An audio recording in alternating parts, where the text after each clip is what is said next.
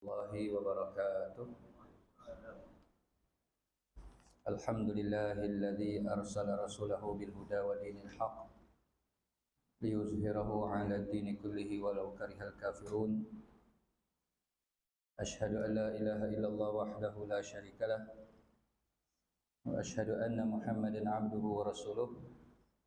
اللهم صل على سيدنا محمد وعلى آله وأصحابه ومن تبعهم بإحسان إلى يوم الدين. سبحانك لا علم لنا إلا ما علمتنا إنك أنت العليم الحكيم. رب اشرح لي صدري ويسر لي أمري واحلل عقدة من لساني يفقه قولي. ربي زدنا علما وارزقنا فهما. لا حول ولا قوة إلا بالله العلي العظيم. أما بعد.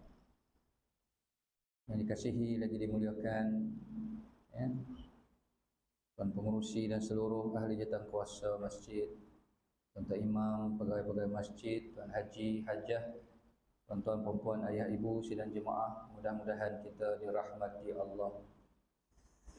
Alhamdulillah, syukur yang tidak terhingga, dengan izin Allah diberi kita kesempatan untuk bertemu pada malam yang berbahagia ini bagi menyambung bacaan kitab Nasaihul Ibad, nasihat-nasihat kepada hamba-hamba Allah, ataupun peringatan-peringatan, renungan-renungan untuk kita sama-sama jadikan sebagai bahan muhasabah insya-Allah. Tuan-tuan, puan-puan, ayah ibu yang dikasihi, dengan kesempatan yang ada, insya-Allah kita lihat muka surat 12, nasihat yang ke-6, muka surat 12. Qala musannif rahimahullahu ta'ala wa nafa'ana bi'ulumihi fid dharain amin. Diriwayatkan dari sahabat yaitu Sayyidina Ali bin Abi Thalib radhiyallahu anhu. Kata beliau, man kana fi talabil ilmi kanatil jannatu fi talabihi wa man kana fi talabil ma'siyati kanatin naru fi talabihi. Barang siapa menuntut ilmu, mencari ilmu, menimba ilmu, maka syurgalah yang dicarinya. Maka syurgalah yang dicarinya. Kemudian barang siapa mencari maksiat, talabi, talab tu asal makna menuntut, mencari, ataupun boleh juga kita terjemah melakukan maksiat. Kanatin nar fi talabihi, maka nerakalah yang dicarinya. Baik. Begitu bunyi terjemahan daripada kata-kata Sayyidina Ali bin Abi Thalib radhiyallahu anhu. Sayyidina Ali ini sebagaimana kita maklum merupakan sepupu Nabi, merangkap menantu Nabi dan khalifah yang keempat dari kalangan khulafa ar-rasyidin. Maksudnya, tengok huraian. Maksudnya barang siapa yang sibuk menuntut ilmu, barang siapa yang berusaha curi juga masa menuntut ilmu, hadir majlis ilmu, ataupun memang dia sibukkan diri dia menuntut ilmu, ilmu tu pula yang bermanfaat, ilmu yang bermunafaat. Apa dia ilmu yang bermunafaat? Iaitu pengetahuan-pengetahuan yang mesti diketahui oleh orang mukallaf. Ilmu yang bermanfaat adalah ilmu pengetahuan yang mesti, yang wajib diketahui oleh setiap yang bergelar mukallaf.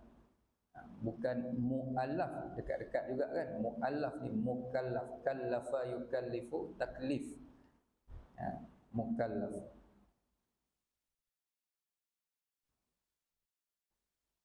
Jadi ilmu yang wajib diketahui oleh setiap mukallaf tak lain dan tak bukan tiga ilmu yang selalu kita sebut-sebut, yang semuanya pun dah hafal.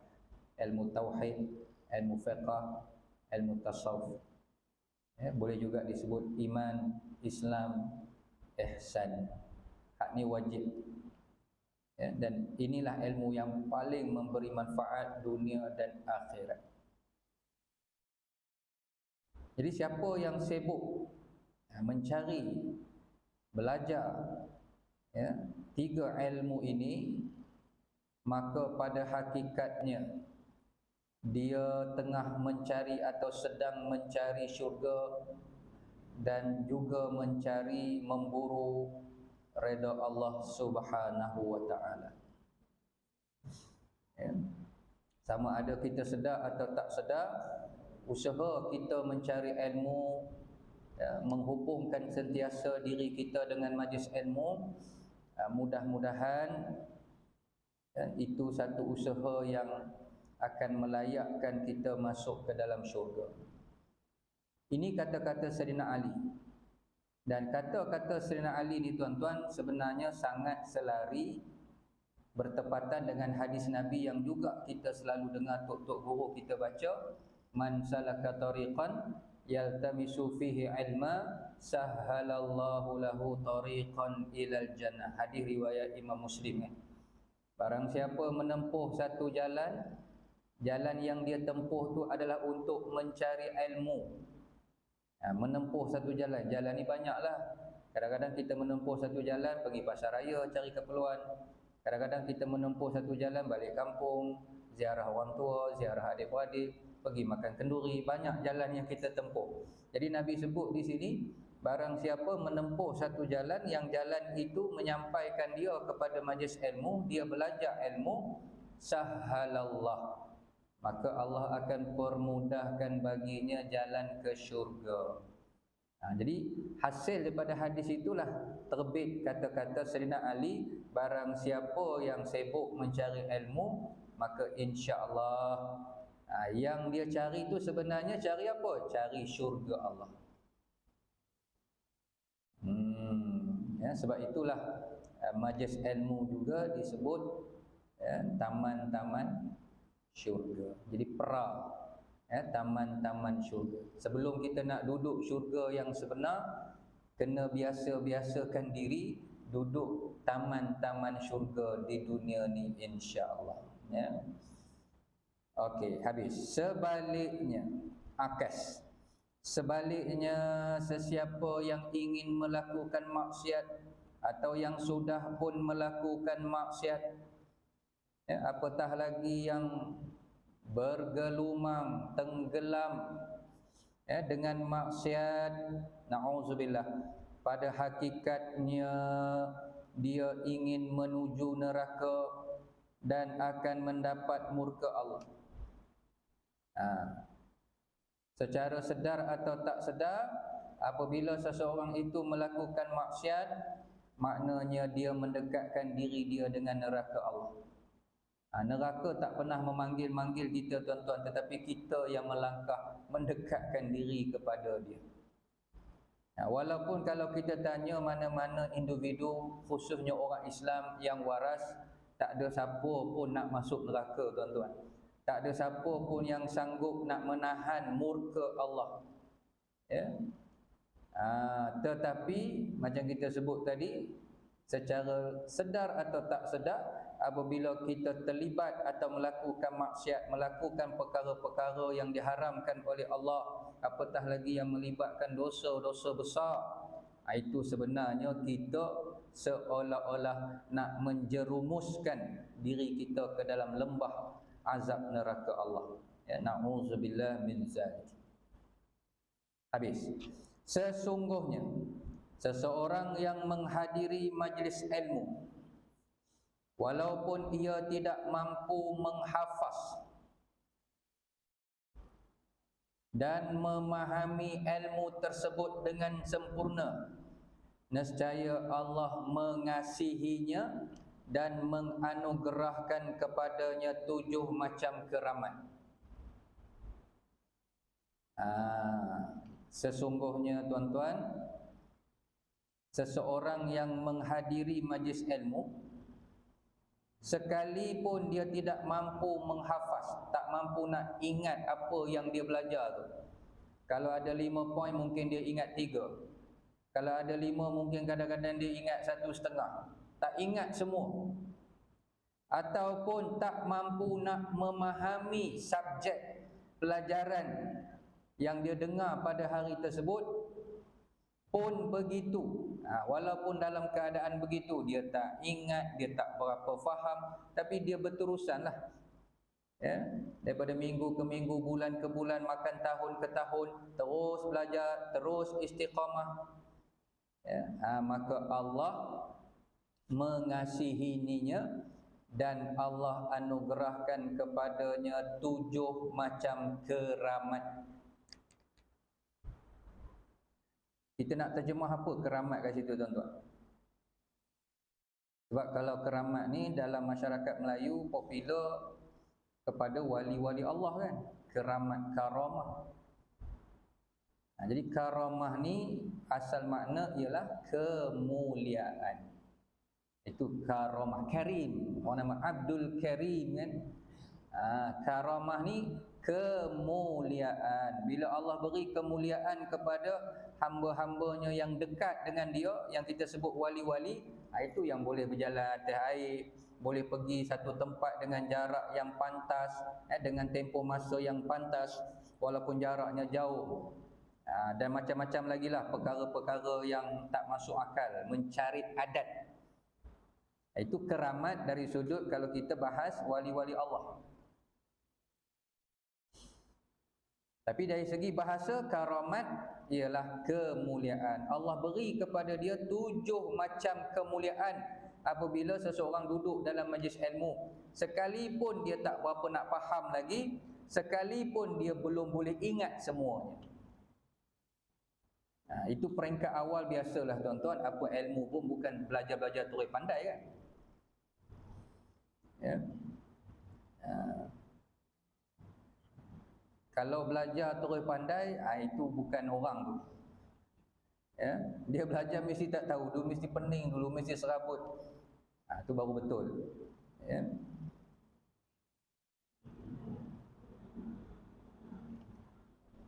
Dia ada satu kata-kata, orang yang mula-mula belajar ni tuan-tuan, mubtadi ni dipanggil junun.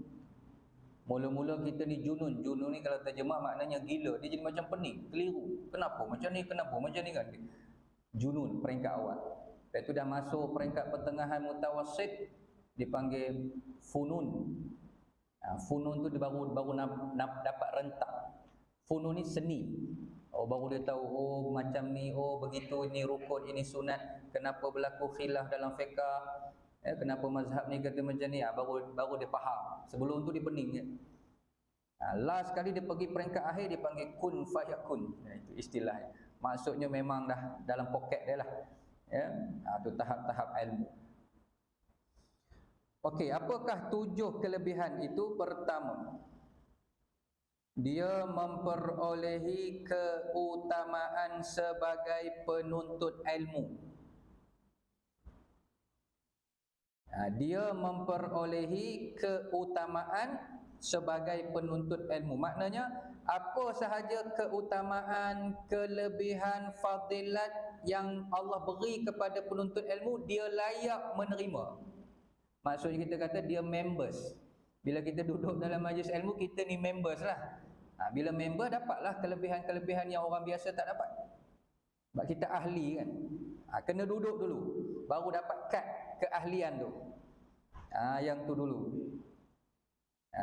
Dia memperolehi, maksudnya dia layak memperolehi keutamaan sebagai penuntut ilmu.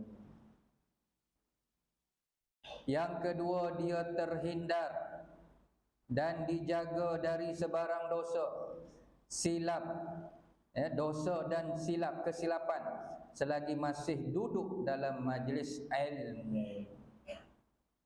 Pada ghalib lah tuan-tuan, pada kebiasaannya orang yang duduk dalam majlis ilmu, insya-Allah dalam tempoh tersebut, kalau kuliahnya setengah jam lah, 45 minit, 40 minit, kalau sejam saya sejam, dalam tempoh tu terpeliharalah dia, dijagalah seketika daripada melakukan dosa mata, dosa mulut, dosa macam-macam kan. Dah duduk dalam majlis ilmu, biasanya majlis ilmu pula dalam masjid lagi, takkan nak buat benda-benda tak senonoh pula kan. Dah tentu kita mendengar, memerhati, beri tumpuan, fokus. Berbeza kalau kita duduk kedai kopi bersembang kan, macam-macam tajuk boleh keluar. Kadang-kadang terdedah kepada mengumpat, terdedah kepada mengaibkan orang. Dalam majlis ilmu, insya-Allah, mudah-mudahan terpeliharalah kita daripada melakukan dosa, melakukan kesilapan selagi mana duduk dalam majlis ilmu tersebut. Yang ketiga, mendapat cucuran rahmat dalam perjalanan menuju ke majlis ilmu, perjalanan pergi dan pulangnya, insya-Allah. Maksudnya apa? Sentiasa di bawah naungan rahmat Allah, mendapat naungan rahmat Allah.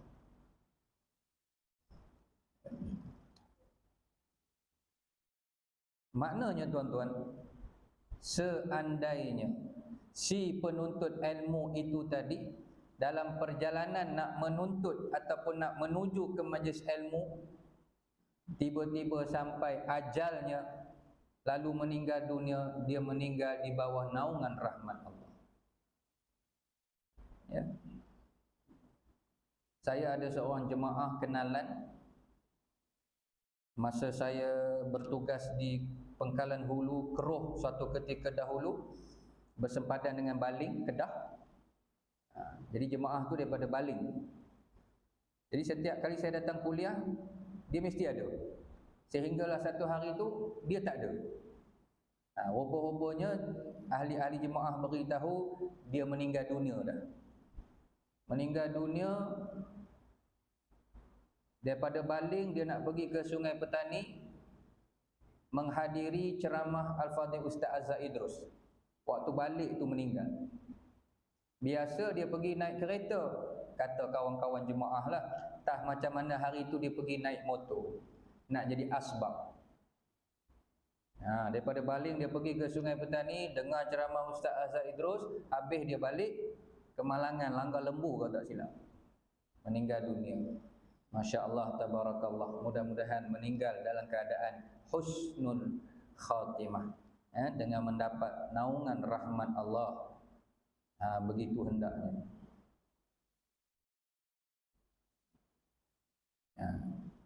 Kalau tengok Facebook kuliah Syekh Zainul Asri Kedah tu, dia selalu sebut dia berharap sangat supaya dia mati dalam keadaan on the way pergi ke majlis ilmu, mengajar atau seumpamanya yang ada kaitan dengan ilmu. Berharap sangat Allah ambil nyawa waktu tu.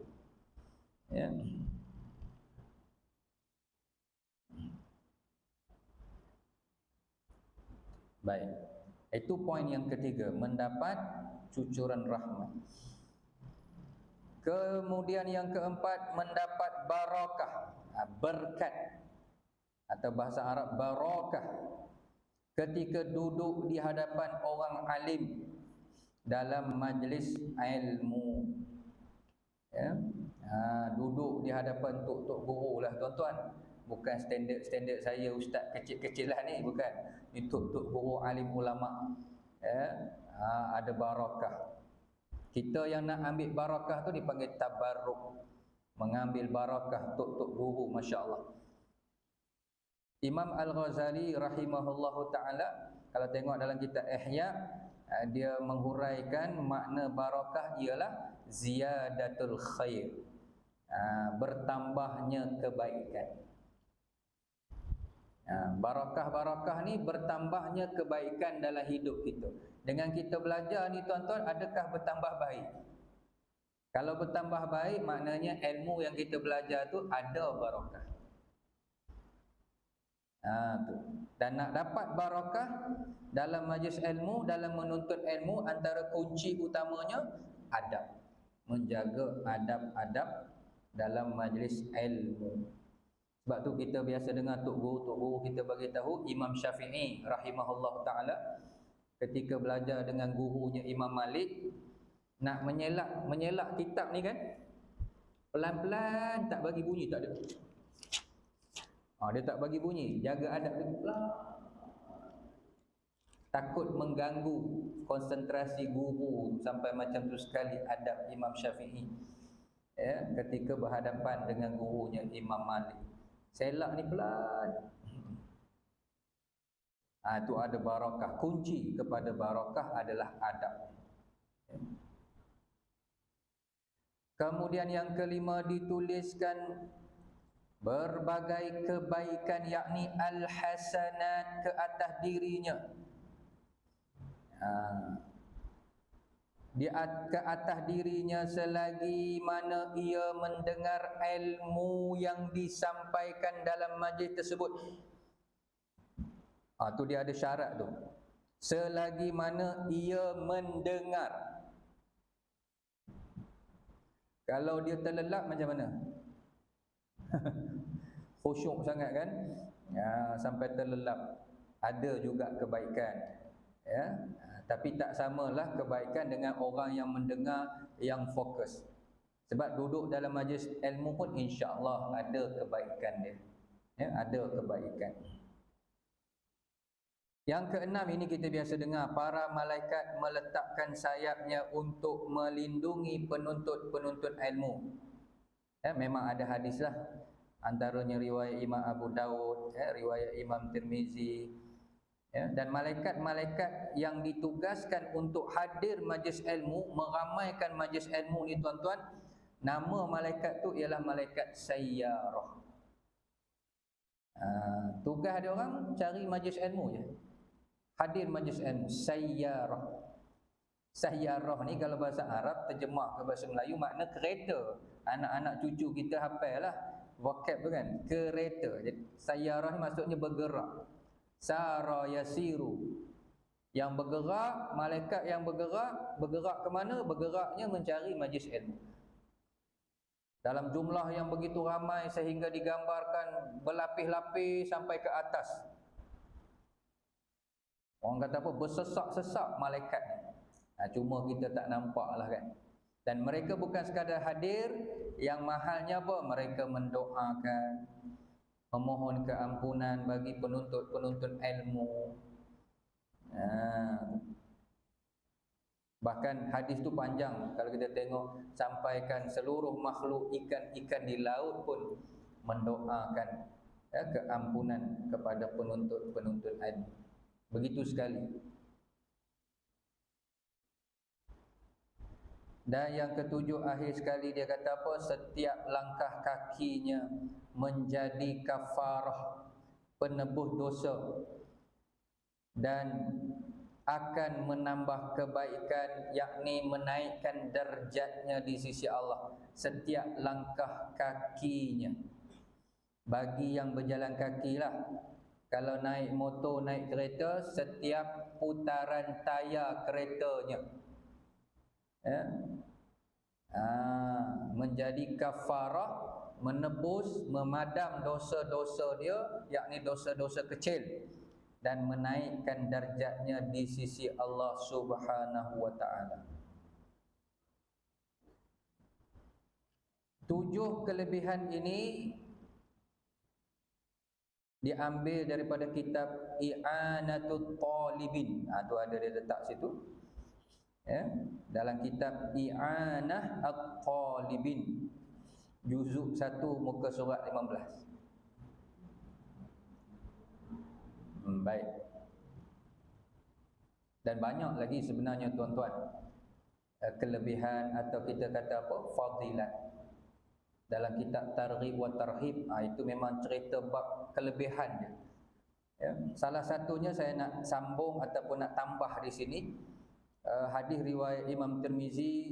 Nabi kata ad-dunya mal'unah mal'unun ma fiha illa zikrallah. Dunia ini dilaknat oleh Allah dan apa yang ada dalam dunia semuanya dilaknat kecuali orang yang mengingati Allah, wa aliman, orang yang alim, au muta'alliman, dan orang yang belajar. Jadi cara nak mengelak daripada mendapat kutukan laknat dari Allah, zikir, dan sentiasa duduk di dalam majlis ilmu. Ada perkataan au muta'alliman di situ. Hadis riwayat Imam Tirmizi. Dan banyak lagi kalau kita nak sebut berkenaan kelebihan, kemuliaan yang Allah berikan kepada orang yang menuntut ilmu. Jadi maknanya apa tuan-tuan? Kalaulah sampai tahap begini sekali tawaran, offer yang Allah sediakan kepada orang yang menuntut ilmu, apa alasan kita untuk tak rasa gairah, untuk tak rasa tertarik kan? Nak apa lagi? Nak tawaran yang macam mana lagi? Doa daripada malaikat, buang dosa, keberkatan, rahmat. Jadi apa yang kita nak sebenarnya dalam hidup ni? Kalau orang yang benar-benar beriman, dah tentu dia nak yang ni lah. Nak rahmat Allah, nak naik darjat di sisi Allah. Sementara kalau kita lihat kebanyakan majlis-majlis ilmu, kuliah-kuliah kita di Masjid Surau diadakan secara percuma. Masjid, aircon, ada kipas, ada kapet, pun payah nak datang kadang-kadang kan. Ada jamuan makan kalau ceramah-ceramah. Berbanding konsert-konsert yang selalu kita sebut berbayar tapi penuh datang. Ni konsert apa nak datang berapa hari lagi ni? Sangat menduka cita kan. Apa ke nama tu? Coldplay. Hari tu dah kena ban dah rasanya, datang pula geng-geng LGBT ni. Na'udzubillah min zalik. Nampak agak tenat dah sikit keadaan semasa kita ni.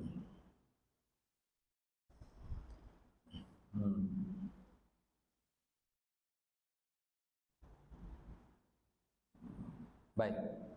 Sungguh tepat sabda Rasulullah sallallahu alaihi wasallam, man arada ad-dunya fa alaihi bil ilmi wa man arada al-akhirah fa alaihi bi ilmi wa man aradahuma fa alaihi bil ilmi.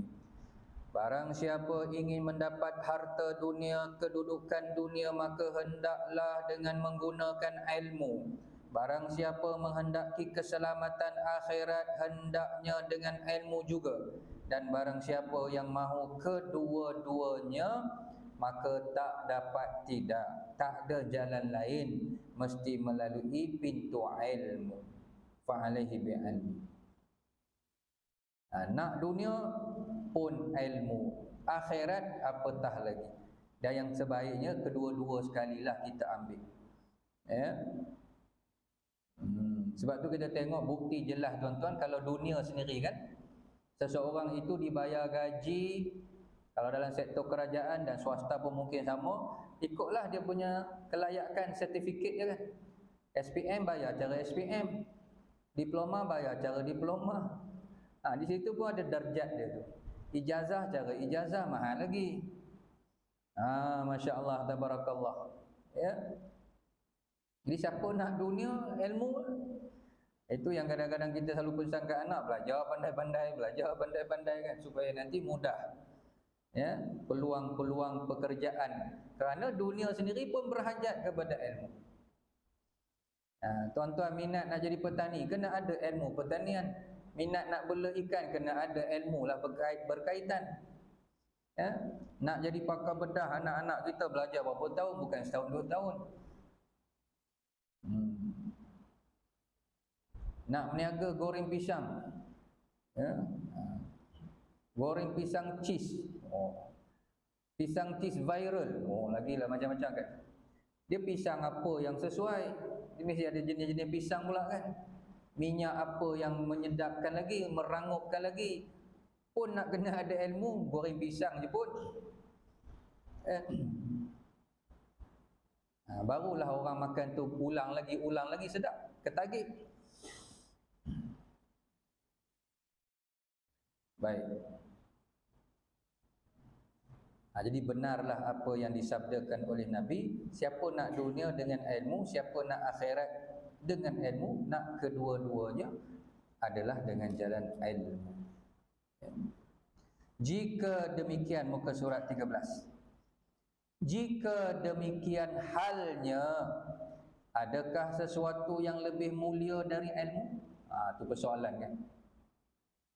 Macam kita sebut tadi lah, kalau sampai macam ni punya tawaran pun tak mampu nak menggerakkan lagi hati kita untuk rasa gemar, beratlah. Ya, itu yang namanya kesedaran, tuan-tuan. Kadang-kadang kita tahu tapi nak dapat kesedaran, nak menyentuh hati nurani. Bukan pengalaman orang lain lah, pengalaman kita masing-masing juga. Zaman muda-muda, zaman kita tak berjinak-jinak dengan majlis ilmu, kita pun buat tak heran. Kadang-kadang masjid depan rumah, kuliah hari-hari, dia tak sampai. Belum dapat kesedaran. Bila dah ada kesedaran tu, barulah masjid jauh pun, majlis ilmu jauh pun dia pergi.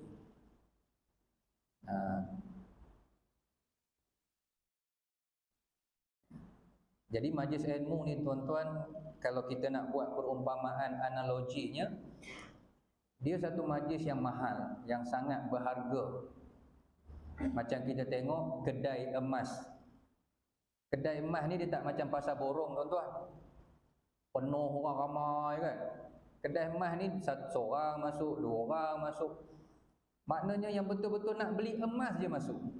Yang betul-betul ada duit, yang dia faham berharga dan bernilainya emas, baru dia masuk. Dia tak macam pasar borong, ramai orang. Jadi majlis ilmu kebiasaannya kita lihat macam itulah, customer dia tak ramai. Dan biasanya regular customer lah. Yang betul-betul tahu nilai berharganya ilmu tu dia cari. Dia akan cari. Ya.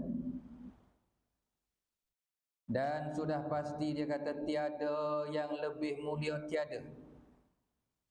tiada yang lebih mulia dan mempunyai karamah ataupun kelebihan luar biasa yang mengatasi penuntut ilmu dan pengamalnya.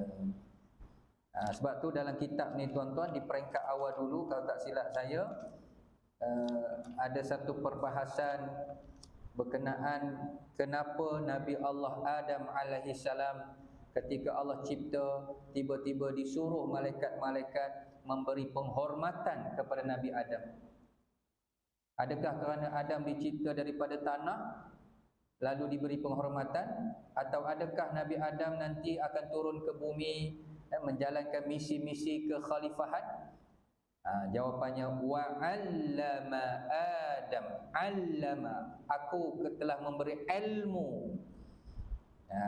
Ilmu yang ada kepada Nabi Adam itulah yang melayakkan Nabi Adam menerima penghormatan daripada sekalian para malaikat. Habis. Ya. Baik. Jadi tuan-tuan, puan-puan, ayah, ibu, sidang jemaah yang dikasihi sekalian, begitulah untuk nasihat yang keenam daripada Sayyidina Ali bin Abi Talib. Kemudian dipanjangkan perbincangannya dengan rujukan daripada kitab I'anah Talibin tadi, berkenaan fadilat kelebihan orang yang menuntut ilmu. Cuma dari sudut tasawuf juga, tuan-tuan, kita nak jagalah hati kita, ya, supaya takut sampai tahap didatangi perasaan ujub, perasaan rasa, ui aku dah mulia ni kan. Bila kita rasa kita mulia, kita pun tengok orang dengan pandangan hina pula. Yang tak mengaji, yang tak datang kuliah ni, semua ni haprak. Jangan. Itu pun nak dijaga.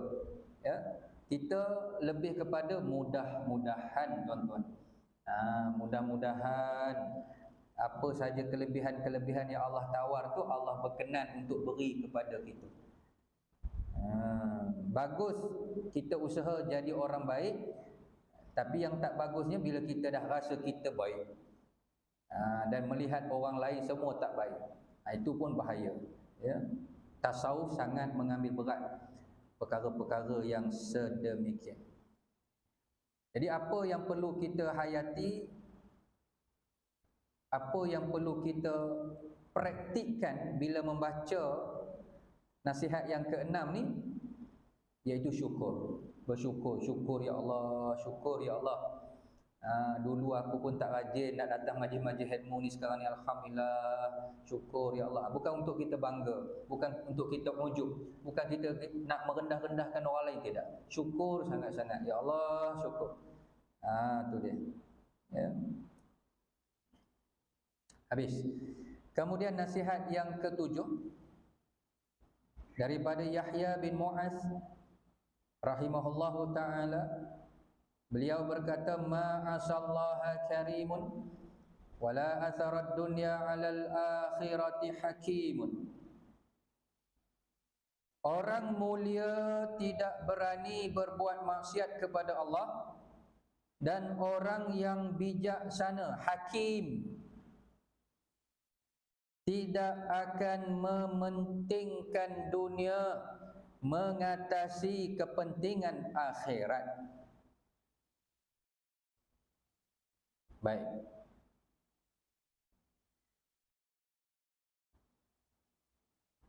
Ini daripada Syekh Yahya bin Mu'az, ya, rahimahullahu ta'ala, ulama-ulama besar dan ulama-ulama tasawuf, ahli sufi.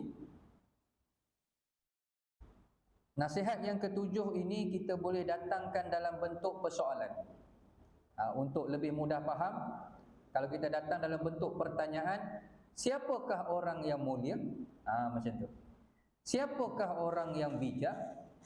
Siapa? Sebab boleh dikatakan semua orang nak jadi orang yang mulia, nak jadi orang yang bijak, orang yang cerdik, apa lagi, genius, ya, brilliant. Maka Syekh Yahya memberi garis pandu menurut kacamata Islam. Orang yang mulia, dia kata, ma'asallah, dia berusaha dalam hidup dia tinggalkan maksiat. Ini orang mulia. Bukan mulia dari sudut keturunan dia, mungkin keturunannya biasa-biasa. Bukan dari sudut kedudukan dia, ya, pelajaran dia atau seumpamalah. Kita kalau mulia ni biasa kerabat diraja, orang besar-besar, orang yang ada pangkat Tan Sri, biasanya dipandang mulia lah dalam masyarakat. Ya, tapi ini menurut kacamata Islam. Orang yang mulia itu adalah orang yang berhempas pulas, mujahadah, tinggalkan maksiat. Orang yang bijak adalah mereka yang tak akan mengutamakan dunia sehingga sanggup memperjudikan nasib akhirat. Ini orang betul-betul bijak, tuan-tuan. Walaupun mungkin dia tak pernah masuk universiti barangkali, sebab bijak kita bukan ukuran CJ sebenarnya. CJ itu tak apalah, satu kaedah. Tapi hakikat bijak itu duduk di mana? Apabila kita tidak mengutamakan dunia sehingga akhirat tercicir dan terabai. Okey. Ini dia, tuan-tuan. Tengok huraiannya pendek saja. Orang yang mulia adalah orang yang baik perbuatannya, yang memuliakan dirinya dengan cara meningkatkan ketakwaan, sentiasa berwaspada dalam menghadapi maksiat, yakni jangan sampai terheret pada lembah maksiat. Jadi betul lah yang kita, ya, dengar Tok Khatib tiap-tiap hari Jumaat tu kan. Ittaqullah, ittaqullah. Dalam surah Al-Hujurat Allah sebutkan, inna akramakum indallahi atqakum. Sesungguhnya orang yang paling mulia di kalangan kamu adalah yang paling bertakwa. Jadi takwa tu apa dia? Salah satunya menjauhi perkara-perkara maksiat. Betul lah.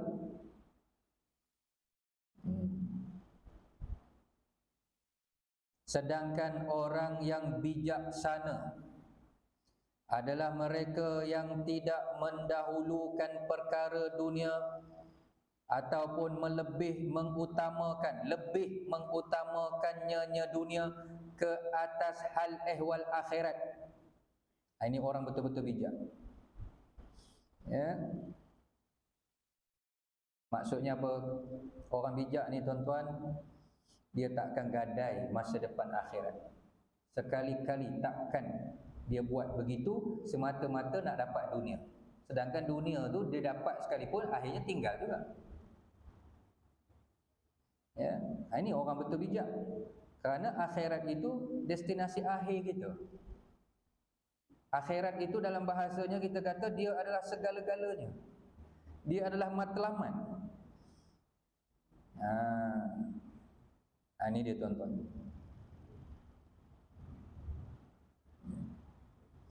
Okey. Dan dalam masa yang sama dia juga menahan nafsunya dari melakukan perbuatan yang bercanggah dengan petunjuk akal yang sihat, apatah lagi dengan petunjuk-petunjuk agama. Ya, menahan nafsunya, memujuk nafsunya supaya jangan sampai melakukan perkara-perkara yang boleh menjejaskan masa depan akhiratnya nanti. Ini orang yang betul-betul bijak. Ya. Jadi kalau antara fardu ain dengan akademik, kita nak dahulukan mana tuan-tuan? Seolah-olah gitu, mesti fardu ain. Antara celik IT dengan celik Quran, orang yang bijak dah tentu dia akan dahulukan celik Quran. Bukan tak boleh belajar IT, bukan kita anti, tak. Bahkan itu juga termasuk fardu kifayah setengahnya. Tapi mesti dahulukan yang fardu ain. Kita bekerja, gaji mahal, tapi ada syarat-syarat pula. Kadang-kadang tu tak boleh sembahyang Jumaat, kadang-kadang kena buka tudung. Orang yang bijak dia akan fikir, berbaloi ke dapat gaji tapi ke akhirat nanti jenuh nak menjawab depan Allah, sampai tak sembahyang, sampai kena dedah aurat begitu begini. Ya. Saya teringat lagi tuan-tuan, almarhum bekas Menteri Besar Kelantan satu ketika dahulu, Tuan Guru Nek Aziz, ya, dalam satu ceritanya dia kongsi dia pernah menerima sogokan, ya, daripada seorang kita kata non muslim lah, ya, berjuta untuk dia luluskan satu-satu projek, ya, secara rasuah. Arwah Tuan Guru Nek Aziz jawab dekat non muslim ni, Cina. Dia kata, ya, saya boleh ambil 1 juta, 2 juta ni, saya pun jadi orang kaya segera, jutawan segera kan. Tapi tak berbaloi di akhirat nanti saya kena bakar dalam api neraka Allah. Dia jawab macam tu kan. Cina tu pun balik kan. Saya boleh ambil 1 juta, 2 juta, lebih pada tu pun mungkin saya boleh up. Ya, saya jadi jutawan segera, hidup saya mewah. Ya. Tapi tak berbaloi di akhirat nanti, tempat saya adalah neraka Allah. Ini contoh. Ya. Tambah pemimpin ni faham-faham lah tuan-tuan kan. Kuasa tu di tangan dia, sign dia tu laku. Lulus tak lulus, ya, nak lulus tu kadang-kadang nak ada komisen lah, nak ada itu, nak ada ini, orang suap sana, orang suap sini. Ingat, jangan gadai masa depan akhirat, jangan. Kalau 1 juta tu boleh menyelamatkan kita daripada api neraka, tak tahulah pula. Kotlah, boleh sogok malaikat jaga neraka pula nanti, bagi keluar. Ni aku ada 1 juta ni tak habis hari tu. Kau tim pula dengan malaikat Malik. Tak boleh tuan-tuan. Ya? Sebab tu kenapa yang jaga neraka ni malaikat? Sebab malaikat dia tak ada nafsu. So kalau kita sogok dia pun dia tak terliur tuan-tuan. Dia tak ada nafsu. Kalau manusia jaga neraka, rasanya mau juga ada yang keluar penghuni neraka ni. Kita nak sogok dengan apa? Dengan wanita. Dia tak ada nafsu wanita. Sogok dia dengan kemewahan, dia memang tak terliur dengan benda-benda tu. Allah tak ada bagi dia nafsu. Memang betul lah. Kita yang bernafsu ni yang jadi masalah ni tuan-tuan. Ya. Tak apalah nafsu tu, ya, boleh dipenuhi mengikut lunas-lunas yang halal. Tapi kalau dia nak bawa kita sampai menjejaskan akhirat, katakan tidak. Itulah jati diri tuan-tuan. Ya, itulah jati diri yang dibina atas dasar akhirat. Ingat akhirat, insya-Allah. Kita jadi porak peranda, jadi cacar marba, jadi haru biru ni salah satunya itu Nabi sebut hubbud dunya wa karahiyatul maut. Betul lah tu. Ya. Cinta dunia sehingga takut mati, takut nak berjuang. Sampai hari tu kecoh lah, himpunan Solidariti Palestin pun tak boleh sebut Allahu Akbar, takut nak sebut. Itu penyakit lah tu. Penyakit hubbud dunya wa karahiyatul maut. Ya. Sekarang antara yang panas tuan-tuan isu bagaimana mahkamah syariah, undang-undang syariah dicabar kan. Dicabar oleh beberapa pihak, golongan-golongan liberal. Kalau bahasa kasarnya golongan munafik dah tuan-tuan. Ya, na'udzubillah min zalik. Ya, isu hiburan yang melampau-lampau. Ya, dan yang tengah panas sekarang ni juga, kalau tuan-tuan tengok di media sosial, ya, ada pemimpin-pemimpin yang dikatakan terlibat dengan gejala songsang, LGBT dan seumpamanya. Semua pening kepala tengok. Puncanya tu ya, hubbud dunya wa karahiyatul maut.